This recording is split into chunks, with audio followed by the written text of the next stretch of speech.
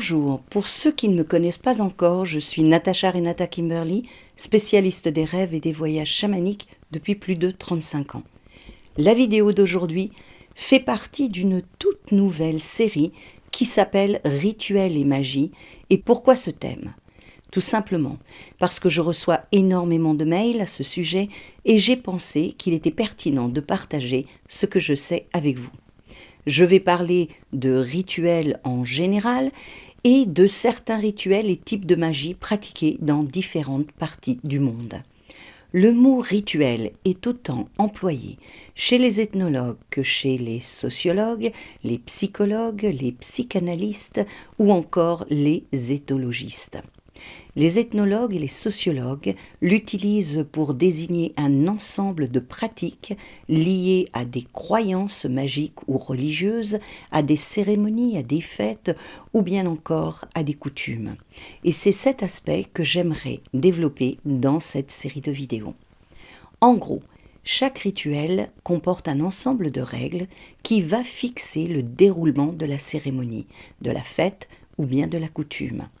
Les praticiens des arts chamaniques, les sorciers africains, les guérisseurs philippins, les bouddhistes, les chrétiens, les hindouistes et bien d'autres encore se servent de rituels pour se faire entendre, entre autres par des esprits, par des saints ou bien encore par des divinités.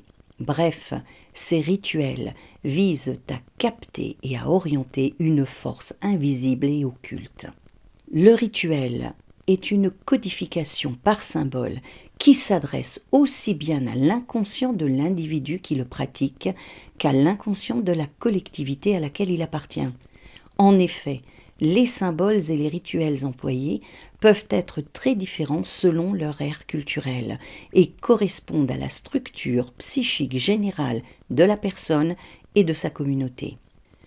On utilise tout simplement des symboles lors des rituels car ceux-ci franchissent aisément la barrière de notre mental analytique et critique et atteignent bien plus facilement notre inconscient. Les rituels évoluent et s'adaptent à l'époque et à ceux qui l'utilisent. Toutefois, certains rituels qui ont été pratiqués des milliards de fois par des millions de personnes portent en eux une charge énergétique qui les rend puissants et efficace. Ce qui fait la force d'un rituel, c'est la puissance de l'intention de celui qui pratique et de son attention, c'est-à-dire de sa focalisation. Lorsqu'on pratique des rituels, il est coutume de s'entourer d'objets qui sont le support de l'énergie à laquelle on fait appel et qui sont représentatifs de la cérémonie. Dans le chamanisme, on va dresser à même le sol et au centre de la pièce dans laquelle on se trouve un autel éphémère dont la fonction est de sacraliser l'espace. Cet autel sera construit à chaque fois que l'on procède à une cérémonie ou à un rituel. Traditionnellement, cet autel comportera une référence aux 4 directions cardinales qui sont chacune associées à un élément. Dans la symbolique chamanique occidentale, les 4 éléments que sont l'eau, la terre, l'air et le feu possèdent les directions suivantes. L'ouest pour l'eau, le nord pour la terre, l'est pour l'air et le sud pour le feu.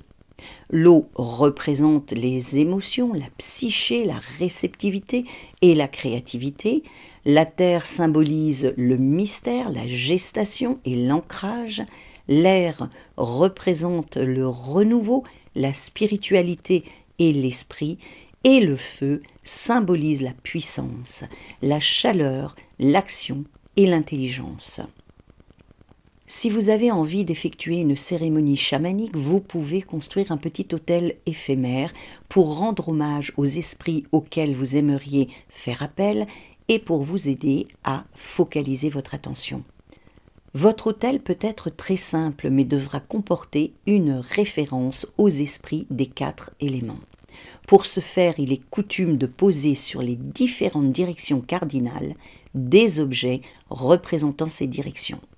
À l'ouest, vous pouvez disposer une coupelle d'eau et des représentations d'animaux en lien avec cet élément comme celle d'un poisson ou d'un cétacé. Au nord, vous pouvez mettre des galets, des minéraux, une petite assiette de sel ou bien encore un animal lié à la terre comme le cerf ou l'ours. À l'est, vous pouvez brûler de l'encens ou bien y placer des plumes ou une statuette d'oiseau. Et au sud, vous pouvez allumer une bougie et y mettre une représentation d'un animal connecté au feu comme le lion, le sphinx, le dragon ou la salamandre.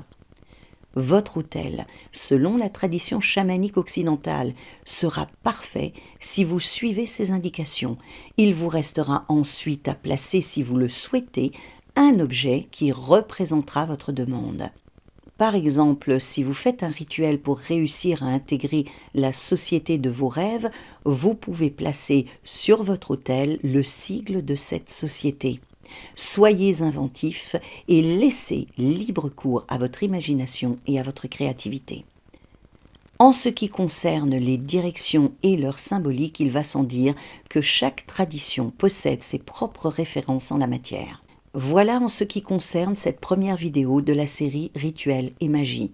J'espère qu'elle vous donnera envie de construire votre propre autel et de créer vos références personnelles en matière de rituels. Si vous avez apprécié cette vidéo, n'hésitez pas à aimer ce contenu et à vous abonner à la chaîne. Et cliquez sur la cloche pour être prévenu de la sortie des prochaines vidéos. Rêvons et voyageons ensemble.